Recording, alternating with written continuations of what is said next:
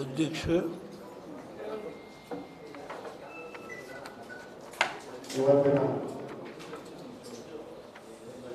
ನಮ್ಮ ಪಕ್ಷದ ರಾಷ್ಟ್ರೀಯ ಅಧ್ಯಕ್ಷರು, ಈ ದೇಶದ ಮಾಜಿ ಪ್ರಧಾನಮಂತ್ರಿಗಳು ಆಗಿರ್ತಕ್ಕಂಥ ಪೂಜ್ಯ ದೇವೇಗೌಡರು ಸಾಹೇಬರು ಪತ್ರಿಕಾಗೋಷ್ಠಿ ಉದ್ದೇಶಿಸಿ ಮಾತನಾಡ್ತಾರೆ. ಈ ಒಂದು ಪತ್ರಿಕಾಗೋಷ್ಠಿಯಲ್ಲಿ ಉಪಸ್ಥಿತರಿರ್ತಕ್ಕಂಥ ನಮ್ಮ ಪಕ್ಷದ ಶಾಸಕರು ಹಿರಿಯರು ಆಗಿರ್ತಕ್ಕಂಥ ಜವರಾಯಣ್ಣವರು ಇದ್ದಾರೆ. ಅದೇ ರೀತಿ ಮಾಜಿ ಶಾಸಕರು ಆಗಿರ್ತಕ್ಕಂಥ ತಿಪ್ಪೇಸ್ವಾಮಿ ಸಾಹೇಬ್ ಇದ್ದಾರೆ. ಇನ್ನೊಬ್ಬರು ಪಕ್ಷದ ವಕ್ತಾರರು ಮಾಜಿ ಶಾಸಕರಾಗಿರ್ತಕ್ಕಂಥ ಶ್ರೀಕಂಠಣ್ಣವರಿದ್ದಾರೆ. ಇನ್ನೊಬ್ಬರು ಮಾಜಿ ಶಾಸಕರಾಗಿರ್ತಕ್ಕಂಥ ಲಿಂಗಪ್ಪಣ್ಣವರಿದ್ದಾರೆ. ನಮ್ಮ ಪಕ್ಷದ ಇನ್ನೊಬ್ಬ ಮಾಜಿ ಶಾಸಕರಾಗಿರ್ತಕ್ಕಂಥ ಚೌರ, ಬೆಂಗಳೂರು ನಗರದ ಮಹಿಳಾ ಘಟಕದ ಅಧ್ಯಕ್ಷರಾಗಿರ್ತಕ್ಕಂಥ ಶೈಲಜಾರವರಿದ್ದಾರೆ.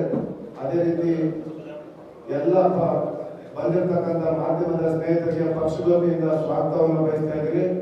ಇನ್ನೊಬ್ಬರು ಮಾಜಿ ಸಚಿವರಾಗಿರ್ತಕ್ಕಂಥ ಲೀಲಾದೇವಿ ಹರಪ್ರಸಾದ್ ಅಮ್ಮವರು ಬಂದಿದ್ದಾರೆ. ಈಗ ಪೂಜ್ಯ ದೇವೇಗೌಡರು ಸರ್ ಪತ್ರಿಕಾಗೋಷ್ಠಿ ಉದ್ದೇಶಿಸಿ ಮಾತಾಡ್ತಾರೆ.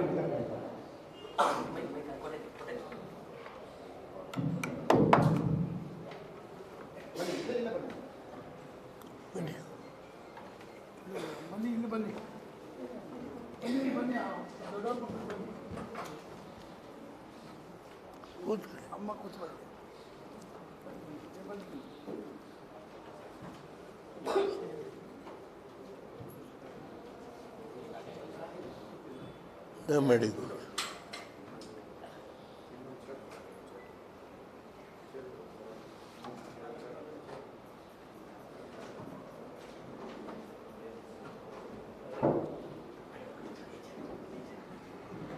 ಮಾತಾಡ್ತೀರಾ?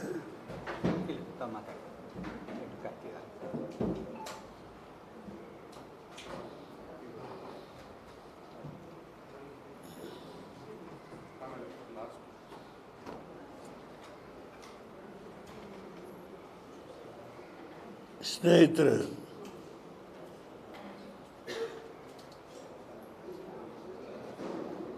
ನಾನು ಪಕ್ಷದ ಕಚೇರಿಗೆ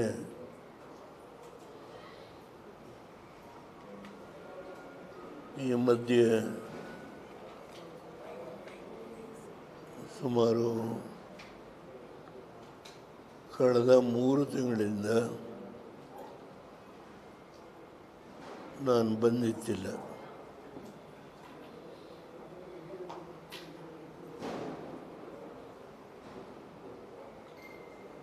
ಚನ್ನಪಟ್ಟಣ ಚುನಾವಣೆ ಆದಮೇಲೆ ನಾನು ಪಕ್ಷದ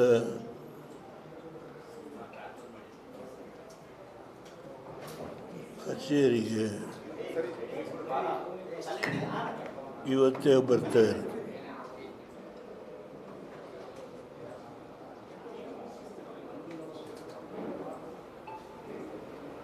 ಕಳೆದ 3 ತಿಂಗಳಿಂದ ನಮ್ಮ ಪಕ್ಷದ ಯುವಕ ಮುಖಂಡರು ಶ್ರೀಮಾನ್ ನಿಖಿಲ್ ಕುಮಾರಸ್ವಾಮಿಯವರು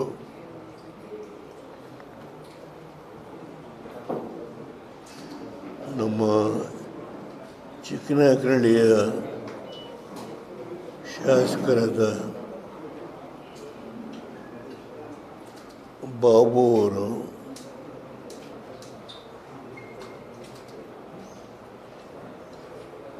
ಹಾಗೂ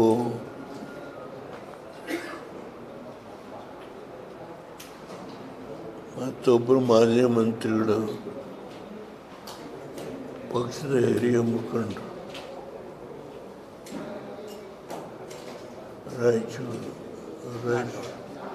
ರಾಯಚೂರಲ್ಲ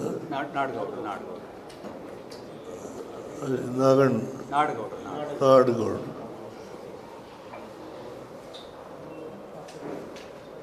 ಸುಮಾರು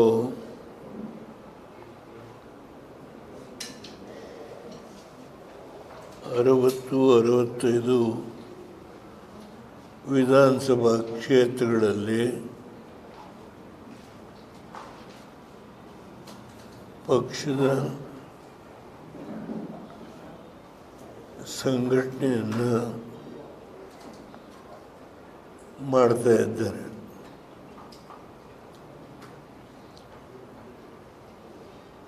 ಈ ಮಧ್ಯದಲ್ಲಿ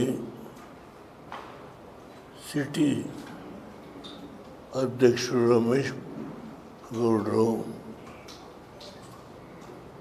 ಅವರು ಬೆಂಗಳೂರು ಕಾರ್ಪೊರೇಷನ್ನ ವ್ಯಾಪ್ತಿಗೆ ಸಂಬಂಧಪಟ್ಟಂತೆ ಪಕ್ಷದ ಶಕ್ತಿಯನ್ನು ಹೆಚ್ಚು ಮಾಡಲಿಕ್ಕೆ ಪ್ರಯತ್ನ ಮಾಡ್ತಾ ಇದ್ದಾರೆ. ತಿಪ್ಪೇಸ್ವಾಮಿಯವರು ಹಿರಿಯ ಮುಖಂಡರಾಗಿ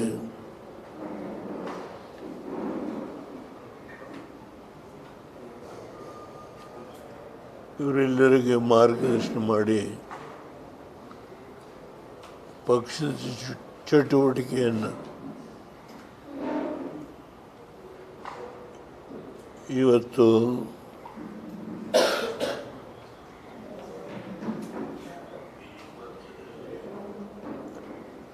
ಆಕ್ಟಿವಿಟೀಸ್ ಅಂತ ಹೇಳ್ತೇವೆ.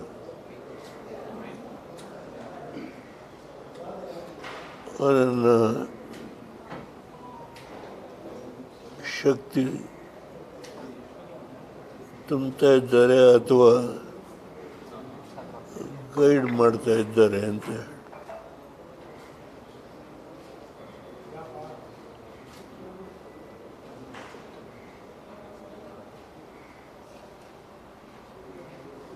ಕುಮಾರಸ್ವಾಮಿಯವರು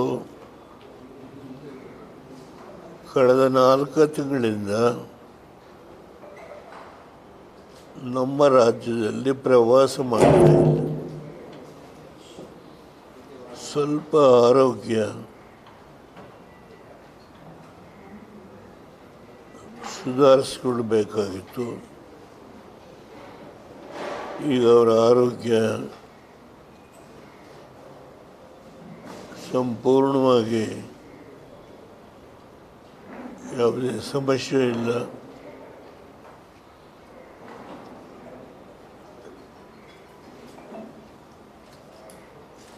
ಏನು ಅವ್ರನ್ನ ಹೊರದೇಶದಿಂದ ಬಂದಂಥ ಡಾಕ್ಟ್ರು ಅವರು ಸಂಪೂರ್ಣವಾಗಿ ಎಕ್ಸಾಮಿನ್ ಮಾಡಿ ಯಾವುದೇ ಸಮಸ್ಯೆ ಇಲ್ಲ, ಇನ್ನು ಅವ್ರು ಎಷ್ಟು ಬೇಕಾದರೂ ರಾಜಕೀಯದಲ್ಲಿ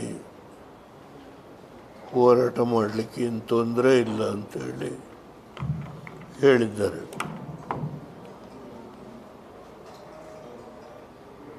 ಈಗ ತಾನೇ ಅವ್ರಿಗೆ ಮಾತಾಡಿದೆ ನಾನು ಬರ್ಬೇಕಾದ್ರೆ.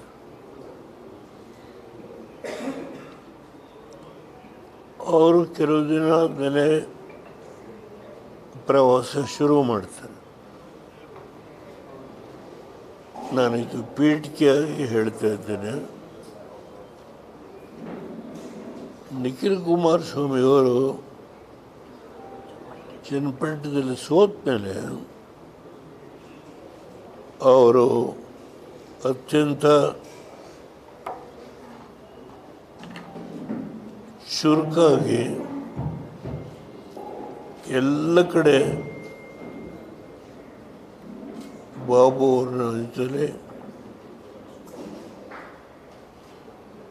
ಕರ್ಕೊಂಡು ಇವತ್ತು ಪ್ರವಾಸ ಮಾಡಿ ತುಂಬ ಒಂದು ಮೆಚ್ಯೂರ್ಡ್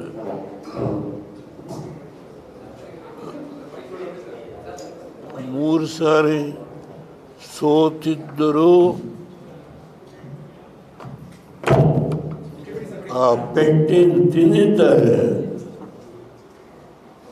ಅದರ ಅನುಭವದಿಂದ ಇವತ್ತು ಅತ್ಯಂತ ಉತ್ತಮವಾಗಿ ಒಬ್ಬ ಅನುಭವಿ ರಾಜಕಾರಣಿ ಥರ ಕೆಲಸ ಮಾಡ್ತಾ ಇದ್ದಾರೆ.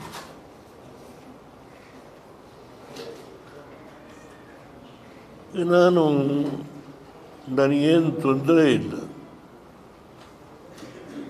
ನಿಮಗೆಲ್ಲ ಗೊತ್ತಿದೆ,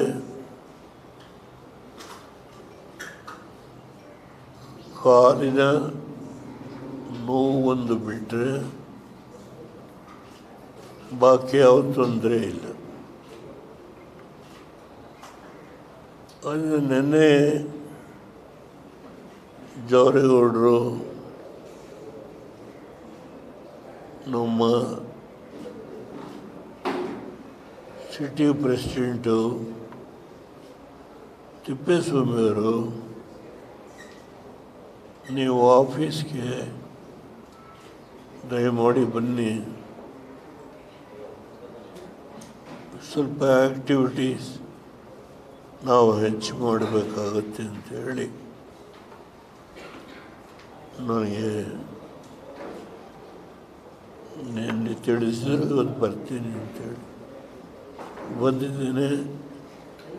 ನಿಮ್ಮನ್ನೆಲ್ಲ ಬರಮಾಡ್ಕೊಂಡಿದ್ದೇನೆ. ನಾನು ಹಿಂದೆ ಒಂದು ತೀರ್ಮಾನ ಮಾಡಿದ್ದೆ.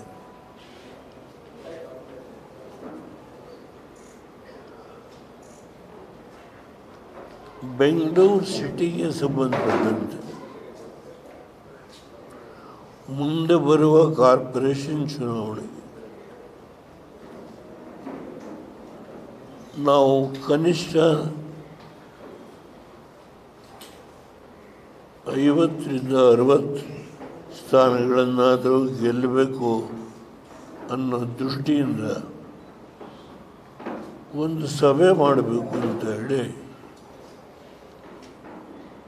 ನಾನು ತೀರ್ಮಾನ ಮಾಡಿದ್ದೆ. ನಮ್ಮ ಮಹಿಳಾ ವಿಭಾಗದ ಹೆಣ್ಣುಮಗಳು ಇಲ್ಲಿದ್ದಾರೆ, ಬಂದಿದ್ದಾರೆ. ಅವ್ರು ತುಂಬ ಒಳ್ಳೆಯ ಕೆಲಸ ಮಾಡ್ತಾ ಇದ್ದಾರೆ. ಇನ್ಫ್ಯಾಕ್ಟ್ ನನ್ನ ಆರೋಗ್ಯ ಸ್ವಲ್ಪ ಹದಗೆಟ್ಟಿದ್ದಾಗ ಅವರು ನನ್ನ ಆರೋಗ್ಯ ಸುಧಾರಣೆಗೆ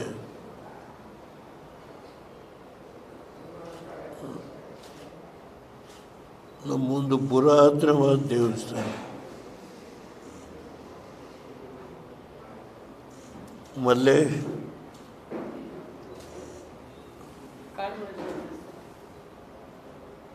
ದೇವಸ್ಥಾನದ ಹೆಸರು ನಾನು ಹೋಗಿದ್ದೇನೆ ಅಲ್ಲಿಗೆ. ಅಲ್ಲಿ ವಿಶೇಷ ಪೂಜೆ ಮಾಡಿದ್ರು ಅಂತ ಕೇಳಿದೆ.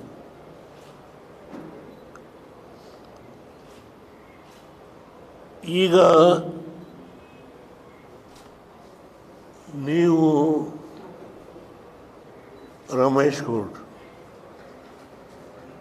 ಜವರೇಗೌಡರು,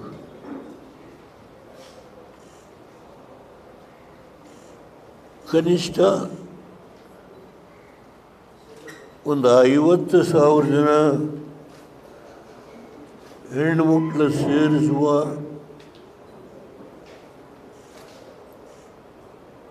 ಶಕ್ತಿ ಇದೆ ಅಂತೇಳಿ ನಾನು ಭಾವಿಸ್ತೇನೆ. ಬೆಂಗಳೂರಲ್ಲೇ ಮಾಡೋದು ಸಾಧ್ಯವಾದರೆ ಪ್ಯಾಲೇಸಲ್ಲಿ ಯಾವುದಾದ್ರೂ ಒಂದು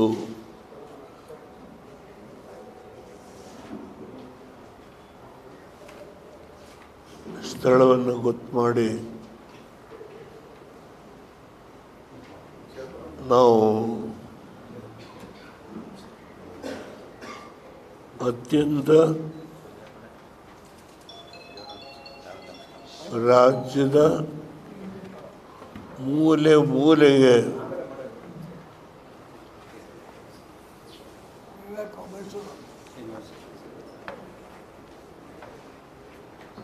ಹೆಣ್ಣು ಮಕ್ಕಳು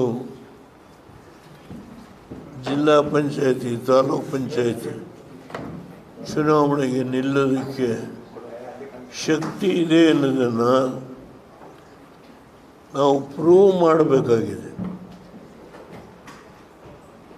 ಹೀಗೆ ಕೂತ್ಕೊಳ್ಳಿಕ್ಕೆ ಹೋದರೆ ಬರೀ ಮೆಂಬರ್ಶಿಪ್ ಅಭಿಯಾನ ಅಂತ ಹೇಳಿ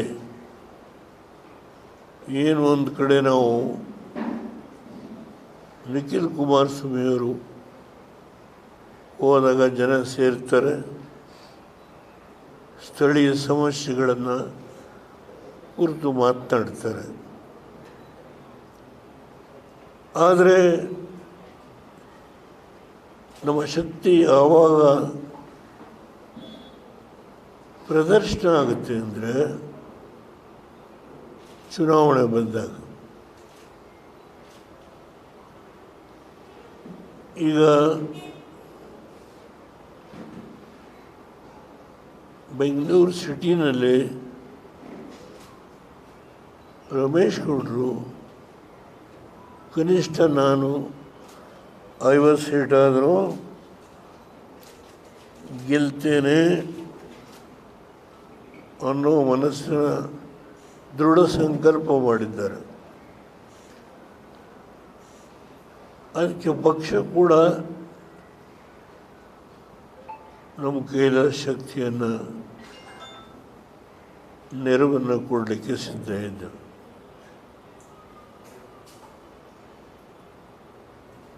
ಅಕ್ಟೋಬರ್ 12ನೇ ತಾರೀಕು ಭಾನುವಾರ ಈ ಕಾರ್ಯಕ್ರಮನ ಮಾಡಬೇಕು ಅಂತ ಹೇಳಿ ತೀರ್ಮಾನ ಮಾಡಿದ್ದೆ. ಬಹುಶಃ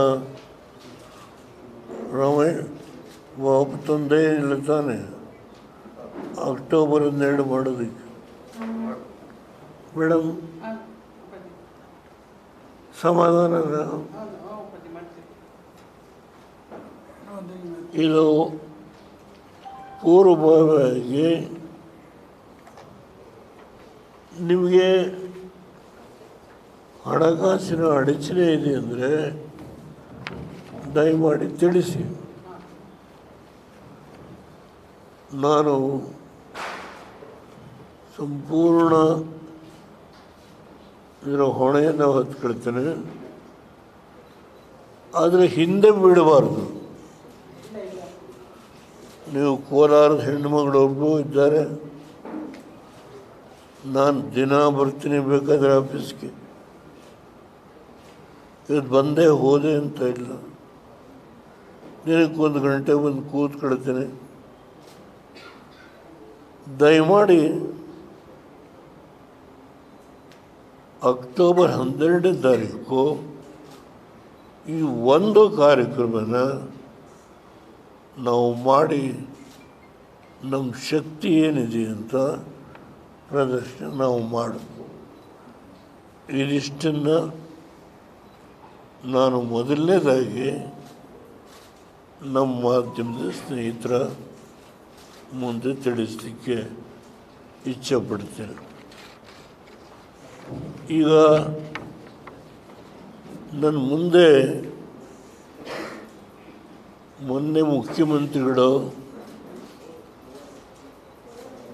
ನೆರೆ ಹಾವಳಿ ಸ್ಪೆಕ್ಟ್ಸ್ಗಳು ಏರಿಯಲ್ ಸರ್ವೆ ಮಾಡಿದ್ದಾರೆ. ಮೊನ್ನೆ ತಾನೆ ನಾನು ವಾಚ್ ಮಾಡ್ತಾ ಇದ್ದೇನೆ. ನಾನು ಅವ್ರ ಮೇಲೆ ಆಪಾದನೆ ಮಾಡಲ್ಲ. 3 ದಿನ ಆಗಿದೆ ಇವತ್ತಿಗೆ. ಏರಿಯಲ್ ಸರ್ವೆ ಮಾಡಿದಾಗ 6 ಜಿಲ್ಲೆಗಳಲ್ಲಿ ಇರ್ತಕ್ಕಂಥ ಎಲ್ಲ ಬೆಳೆಗಳು ನಾಶ ಆಗಿದೆ. 50ಕ್ಕೂ ಹೆಚ್ಚು ಮಂದಿ ಈ ಘಟನೆಯಿಂದ ಸತ್ತೋಗಿದ್ದಾರೆ. ಜಾನುವಾರುಗಳು ಚೇರಿ ಹೋಗಿದ್ದಾವೆ. ರೈತರ ಬೆಳೆ ಸಂಪೂರ್ಣ ನಾಶ ಆಗಿದೆ. ಇದರ ಡೀಟೇಲ್ಸ್ ಎಲ್ಲ ಹೇಳಿದ್ದಾರೆ ಇಲ್ಲಿ. ನಾನು ಇದನ್ನು ಓದಲಿಕ್ಕೆ ಹೋಗಲ್ಲ. ಎಕರೆಗೆ ಎಷ್ಟು ಕೊಡ್ತೀವಿ ಅಂತ ಹೇಳಿ ಅನೌನ್ಸ್ ಮಾಡಿದ್ದಾರೆ ಬೆಳೆನ ಅಷ್ಟಕ್ಕೆ. ಆದರೆ ಫೀಲ್ಡಿಗೆ ಹೋಗಿ ಆ್ಯಕ್ಚುಯಲ್ ಆಗಿ ಎಷ್ಟು ಏರಿಯಾ ಡ್ಯಾಮೇಜ್ ಆಗಿದೆ ಅದನ್ನು ಗೊತ್ತು ಮಾಡಿ ಸಂಬಂಧಪಟ್ಟವ್ರಿಗೆ ಇವತ್ತಾಗಿರುವ ನೋವಿಗೆ ಸ್ಪಂದಿಸ್ತಕ್ಕಂಥ ರೀತಿಯಲ್ಲಿ ಜಿಲ್ಲಾ ಅಡ್ಮಿನಿಸ್ಟ್ರೇಷನ್, ಜಿಲ್ಲಾ ಉಸ್ತುವಾರಿ ಮಂತ್ರಿಗಳು ಕೆಲಸ ಮಾಡಬೇಕಾಗತ್ತೆ. ಅದರಿಂದ ಬಹುಶಃ ಆ ದಿಕ್ಕಿನಲ್ಲಿ ಕಾರ್ಯಾಚರಣೆ ಮಾಡ್ತಾರೆ ಅಂತ ಹೇಳಿ ನಾನು ಭಾವಿಸ್ತೇನೆ. ಅದರಿಂದ ಈ ಎಲ್ಲ ವಿವರಗಳನ್ನು ನಮ್ಮ ಆಫೀಸಿಂದ ಟೈಪ್ ಮಾಡಿ ಕೊಟ್ಟಿದ್ದಾರೆ. ಇದು ನಿಮಗೆಲ್ಲ ಗೊತ್ತಿರೋ ವಿಷಯ. ಇದನ್ನು ನಾನು ಮತ್ತೆ ನಿಮಗೆ ಕೊಡಬೇಕಾದಿಲ್ಲ. ಅವಶ್ಯಕ ಬಿದ್ದರೆ ಎಲ್ರಿಗೂ ಒಂದೊಂದು ಕಾಪಿಯನ್ನು ಬೇಕಾದರೆ ಕೊಡುತ್ತೆ. ಇದು ಈ ವಿಷಯದಲ್ಲಿ ಈ 48 ಗಂಟೆ ಒಳಗೆ ಅವರ ಉಸ್ತುವಾರಿ ಮಂತ್ರಿಗಳು, ಡೆಪ್ಟಿ ಕಮಿಷನರ್ ಏನು ಮಾಡಿದ್ದಾರೆ ಅಂತ ಹೇಳಿ ಇಲ್ಲಿ ಕೂತ್ಕೊಂಡು ಮಾತಾಡಲಿಕ್ಕಾಗಲ್ಲ. ಸ್ಪಾಟ್ಗೆ ಹೋಗ್ಬೇಕು. ನಿಜವಾಗೂ ಅಲ್ಲಿ ಕೆಲಸ ನಡೀತಾ ಇದೆಯಾ? ಈ ನೋವಿಗೆ ತುತ್ತಾಗಿರ್ತಕ್ಕಂಥ ರೈತರುಗಳಿಗೆ ಅವ್ರಿಗೇನಾದರೂ ಸ್ವಲ್ಪ ಪರಿಹಾರ ಕೊಟ್ಟಿದ್ದಾರಾ ಇಲ್ವಾ ಅನ್ನೋದನ್ನು ನೋಡಿ ಮಾತನಾಡಬೇಕಾಗುತ್ತೆ. ಅದರಿಂದ ಇವತ್ತಿಷ್ಟು ಮಾತ್ರ ಹೇಳ್ತೇನೆ. ಬಹುಶಃ ಮುಂದಿನ 3-4 ದಿನ ಆದಮೇಲೆ ಏನು ಗುಲ್ಬರ್ಗಕ್ಕೆ ವಿಮಾನ ಇದೆ, ನಾನೇ ಹೋಗ್ತೇನೆ. ಕೆಲವು ಪ್ರದೇಶಗಳಿಗೆ ಬೈ ರೋಡ್ ಹೋಗಿ ನೋಡಿ ಇರ್ತಕ್ಕಂಥ ವಿಷಯವನ್ನು ವಾಸ್ತವಾಂಶ ನಾವು ತಿಳ್ಕೊಂಡಾದ ಮೇಲೆ ಸರ್ಕಾರ ಏನು ಮಾಡಿದ್ದಾರೆ ಮಾಡಿಲ್ಲ ಅದರ ಬಗ್ಗೆ ನನ್ನ ಅಭಿಪ್ರಾಯವನ್ನು ಹೇಳಲಿಕ್ಕೆ ಯಾವುದೇ ಆತಂಕ ಇಲ್ಲ. ಇಷ್ಟನ್ನು ಈ ಸಂದರ್ಭದಲ್ಲಿ ನಿಮ್ಮ ಮುಂದೆ ತಿಳಿಸ್ತೇನೆ. ನಾನು ಇನ್ನೇನಾದರೂ ಇದ್ದರೆ ನೀವೇ ಕೇಳಬಹುದು.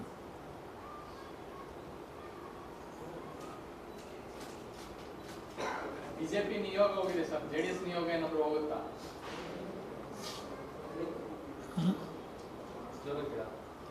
ಸರ್, ಪ್ರವಾಹ ಆಗಿದೆಯಲ್ಲ ಉತ್ತರ ಕರ್ನಾಟಕ, ಬಿಜೆಪಿ ನಿಯೋಗ ಹೋಗಿದ್ದಾರೆ, ಜೆಡಿಎಸ್ ನಿಯೋಗ ಏನಾದರೂ ಹೋಗಿ ವಾಸ್ತವಿಕ ನಿಖಿಲ್ ಹೋಗಿ ಬಂದಿದ್ರು. ಮತ್ತೊಂದ್ಸರಿ 8-9ನೇ ತಾರೀಕು ಮೇಲೆ ಹೋಗ್ತಾರೆ. ನೋಡಿ, 6 ಜಿಲ್ಲೆಯಲ್ಲಿ ಮುಖ್ಯಮಂತ್ರಿಗಳು ಏರಿಯಲ್ ಸರ್ವೆ ಮಾಡಿದರು. ಇದು ಮಹಾರಾಷ್ಟ್ರದಿಂದ ಭೀಮಾ ನದಿಯಲ್ಲಿ ಹೆಚ್ಚು ಮೊದಲನೇ ಬಾರಿಗೆ ಬಂದಿದ್ದರಿಂದ ಅನೇಕ ಹಳ್ಳಿಗಳು ರಸ್ತೆಗಳು, ಸೇತುವೆಗಳು, ಮನೆಗಳು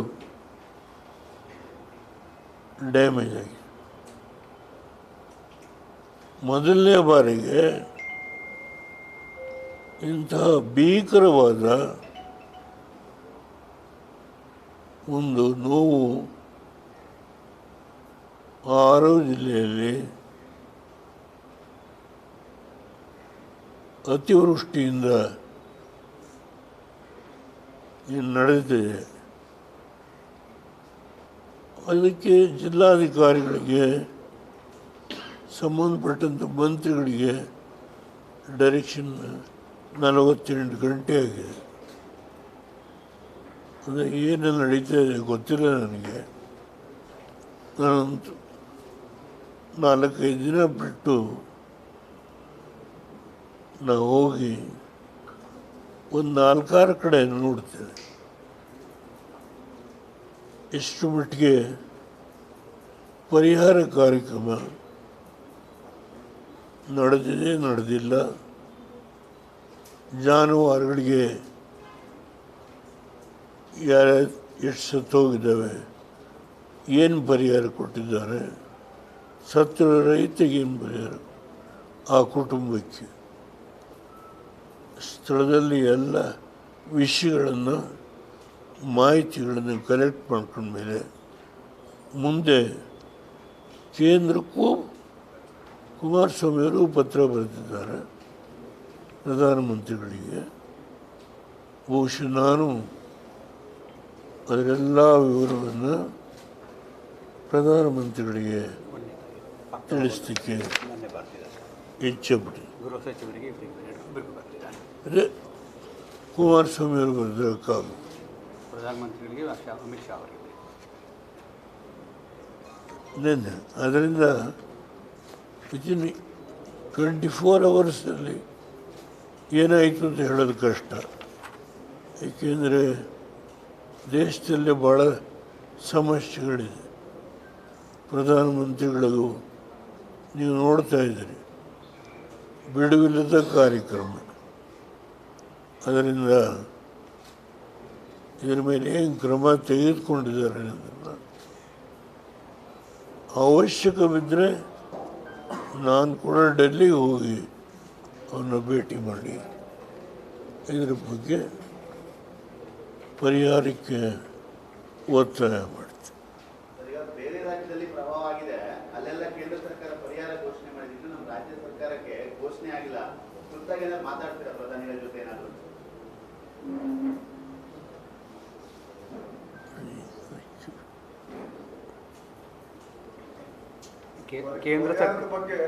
ಕೇಂದ್ರ ಸರ್ಕಾರದಿಂದ ಕೂಡ ಪರಿಹಾರ ಘೋಷಣೆ ಆಗಿಲ್ಲ, ಬೇರೆ ರಾಜ್ಯಗಳಿಗೆ ಕೊಟ್ಟಿದ್ದಾರೆ, ನಮ್ಮ ರಾಜ್ಯಕ್ಕೆ ಸಂಬಂಧಪಟ್ಟಂತೆ ಏನು ಘೋಷಣೆ ಆಗಿಲ್ಲ, ಪ್ರಧಾನಿಗಳ ಹತ್ರ ಮಾತಾಡ್ತೀರಾ ನೀವು ಅಂತ ಕೇಳ್ತಿದ್ದಾರೆ. ನಾನು ರಾಜಕೀಯ ಬಳಸಲಿಕ್ಕೆ ಹೋಗಲ್ಲ.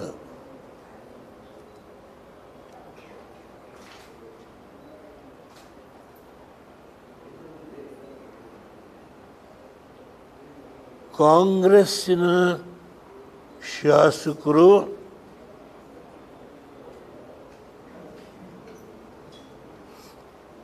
ಗ್ಯಾರಂಟಿಯ ಕಾರ್ಯಕ್ರಮವನ್ನು ಅನುಷ್ಠಾನಕ್ಕೆ ತರಲಿಕ್ಕೆ ಹೋಗಿ ಇವತ್ತು ರಾಜ್ಯ ಬರಡಾಗಿದೆ. ಹಣಕಾಸಿನ ಸ್ಥಿತಿ ಹದಗೆಟ್ಟಿದೆ. ಈ ಮಾತನ್ನು ನಾನೆಲ್ಲ ಹೇಳೋದು, ಶಾಸಕರೇ ಹೇಳ್ತಾರೆ. ಅವರಲ್ಲೇ ಗೊಂದಲ, ದುಡ್ಡಿಲ್ಲ, ದುಡ್ಡಿದೆ, ದುಡ್ಡಿಲ್ಲ, ದುಡ್ಡಿದೆ.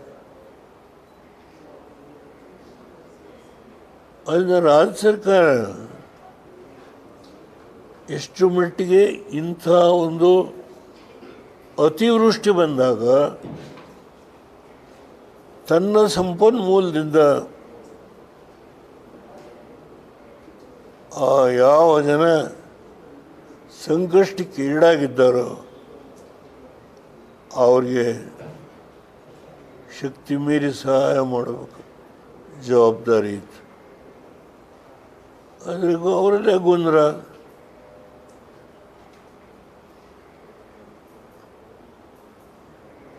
ಅದರಿಂದ ನಾನು ಅದರ ಬಗ್ಗೆ ಹೆಚ್ಚು ಮಾತನಾಡಲು ಬದ್ದಾಗಿ ನಾನು 3-4 ದಿನ ಆದಮೇಲೆ ಒಂದು ರೌಂಡು ಹೋಗಿ ಏನು ನಡೆದಿದೆ ನಡೆದಿಲ್ಲ ಅದನ್ನು ಕಣ್ಣಿಂದ ನೋಡಿ ಮತ್ತೆ ನಿಮ್ಮನ್ನು ಭೇಟಿ ಕೊಡುತ್ತೆ.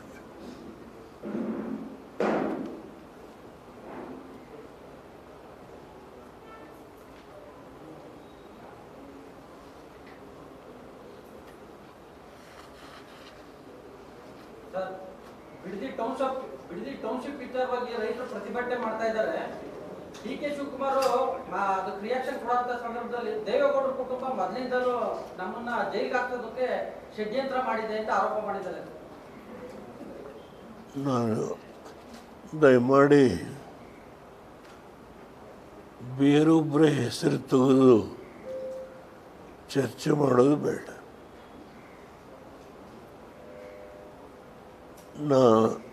ನಾನು ಆ ವಿಷಯದಲ್ಲಿ ಯಾವುದೇ ರೀತಿ ಮಾತನಾಡಲಿಕ್ಕೆ ಹೋಗಲ್ಲ. ಅವರು ಒಂದು ನಿಮಿಷ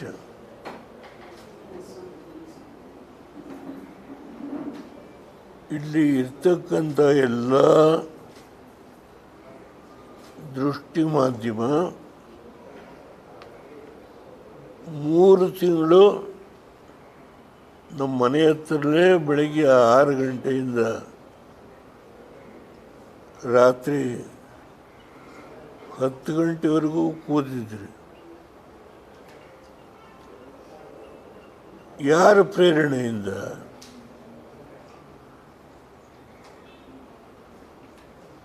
ನಾನು ಯಾರಿಗೂ ಆಪಾದನೆ ಮಾಡಲ್ಲ.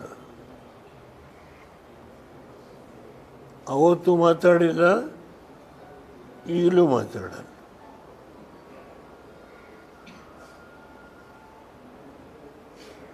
ಆ ದಿನಗಳಿಂದ ನೀವೇ ನೋಡಿದ್ದೀರಿ ಅದ್ರ ಹಿಂದೆ ಯಾವ ಶಕ್ತಿ ಇತ್ತು, ಅದ್ರ ಬಗ್ಗೆ ಚರ್ಚೆ ಬೇಡ.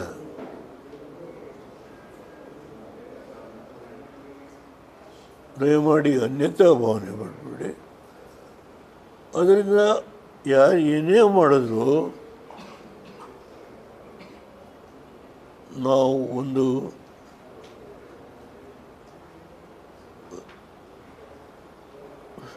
ಸಣ್ಣ ರಾಜಕೀಯ ಪಕ್ಷ,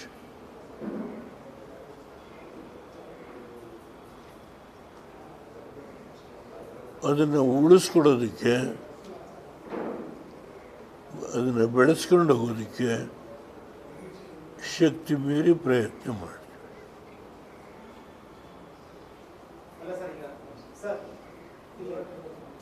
ಈಗ ಅಂದ್ರೆ ರೈತರು ಪ್ರತಿಭಟನೆ ಮಾಡ್ತಾ ಇದ್ದಾರೆ. ಬಿಡದಿ ಟೌನ್ಶಿಪ್ಗೆ ನೀರಾವರಿ ಜಮೀನುಗಳೆಲ್ಲ ಹೋಗ್ತಾ ಇದೆ ಅಂತ ರೈತರು ಪ್ರತಿಭಟನೆ ಮಾಡ್ತಾ ಇದ್ದಾರೆ.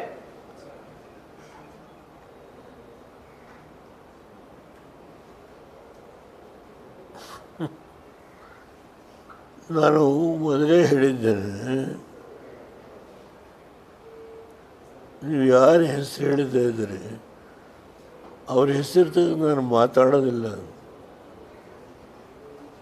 ನಿಖಿಲ್ಲೇನೋ ಮಾತಾಡಿದ್ದಾರೆ, ನೀವು ಆ ಪ್ರಶ್ನೆ ಅವ್ರಿಗೆ ಕೇಳಿ. ನಾನು ಕಳೆದ 20 ವರ್ಷದ ಹಿಂದೆ ನನಗೆ ಅವರಿಗೆ ಚುನಾವಣೆ ಆಯಿತು. ಅಲ್ಲಿಂದ ಇವತ್ತವರೆಗೂ ನಾನು ಮಾತಾಡಿದ್ದೆ.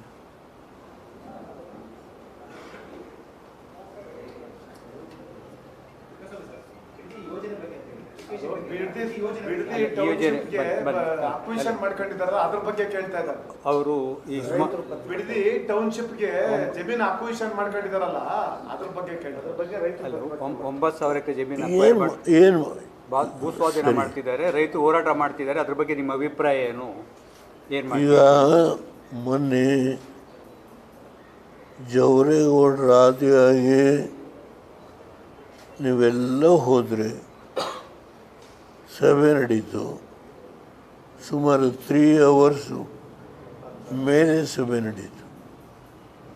ನಾನು ಟಿ ವಿಯಲ್ಲಿ ವಾಚ್ ಮಾಡ್ತಾಯಿದ್ದೆ. ಆದರೆ ಏನು ಮಾಡಬೇಕು?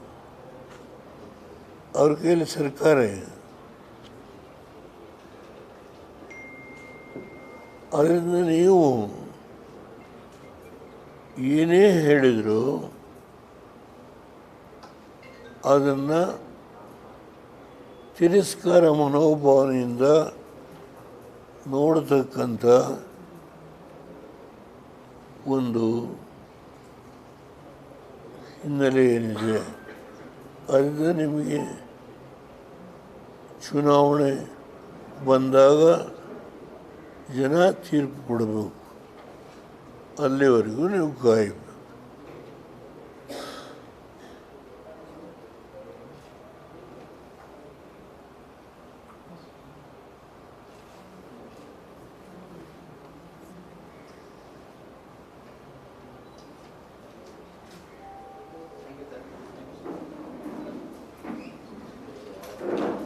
ಇನ್ನೇನಾದರೂ ಇಲ್ಲಿ ಕೇಳೋದು? ಈ ಚುನಾವಣೆ ಬರ್ತಿದೆಯಲ್ಲ ಸರ್, ಬೆಂಗಳೂರು ಚುನಾವಣೆಗೆ ತಯಾರಿ ಮಾಡ್ಕೋತಿದ್ದೀರಲ್ಲ, ಬಿಜೆಪಿ ಜೊತೆ ಮೈತ್ರಿ ಹೋಗ್ತೀರಾ ಹೇಗೆ ಅಂತ? ಅದು 5 ಕಾರ್ಪೊರೇಷನ್ ಮಾಡಿದ್ದಾರೆ, ಚುನಾವಣೆ ಸದ್ಯಕ್ಕೆ ಮಾಡ್ತೀವಿ ಅಂತ ಹೇಳ್ತಿದ್ದಾರೆ ಸರ್ಕಾರದವರು. ಅದಕ್ಕೆ BJP ಒಟ್ಟಿಗೆ ಮೈತ್ರಿ ಇದೆಯಾ, ಏನು ಮಾಡ್ತೀರಿ, ಮುಂದಕ್ಕೆ ಏನು ಮಾಡ್ತೀರಿ ಪಕ್ಷದಿಂದ JDS ಇಂದ ಅಂತ ಕೇಳಿ. BJP JDS ಮೈತ್ರಿ ಯಾವುದೇ ಕಾರಣದಿಂದ ಆತಂಕ ಆಗಲ್ಲ.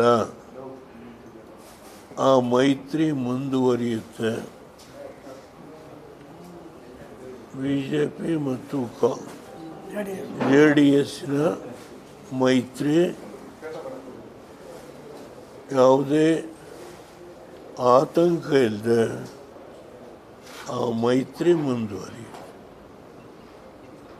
ಅದು ಜಿಲ್ಲಾ ಪಂಚಾಯತಿ ಚುನಾವಣೆ ಆಗ್ಬೋದು, ತಾಲೂಕು ಪಂಚಾಯತಿ ಚುನಾವಣೆ ಆಗ್ಬೋದು, ಅಸೆಂಬ್ಲಿ ಚುನಾವಣೆ ಆಗ್ಬೋದು. ಆ ಮೈತ್ರಿಗೆ ಎಂದೂ ಆತಂಕ ಇಲ್ಲ. ಮೋದಿಯವರ ನನ್ನ ಸಂಬಂಧ ಯಾವುದೇ ಕಾರಣದಿಂದ ಅದು ಯಾರು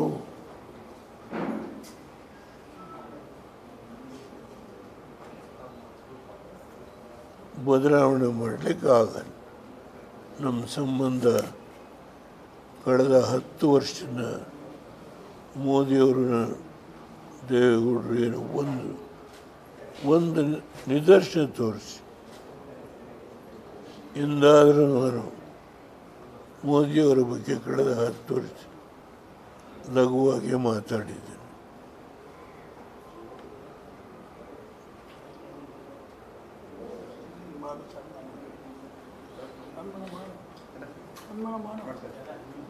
ದಸರಾ ಹಬ್ಬದ ಪ್ರಯುಕ್ತ ಸಾಹೇಬರಿಗೆ ಶುಭಾಶಯವನ್ನು ಕೋರ್ತಾ ಇದ್ದೀವಿ.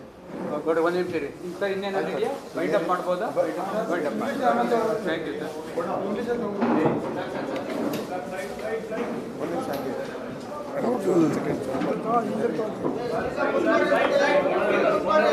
ಹಿಂದಕ್ಕೆ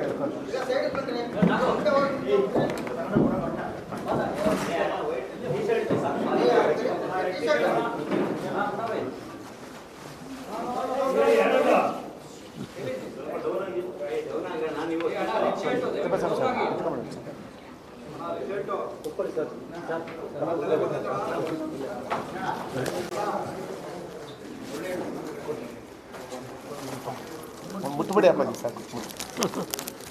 ದಸರಾ ಹಬ್ಬಕ್ಕೆ ಪಕ್ಷದ ಕಚೇರಿಗೆ ಬಂದಿದ್ದಾರೆ ಸಾಹೇಬರು, ಅದಕ್ಕೆ ಶುಭಾಶಯ ಕೋರಿದ್ರು. ಅಲ್ಲಿ ಆ ಕಡೆ ಅಂತ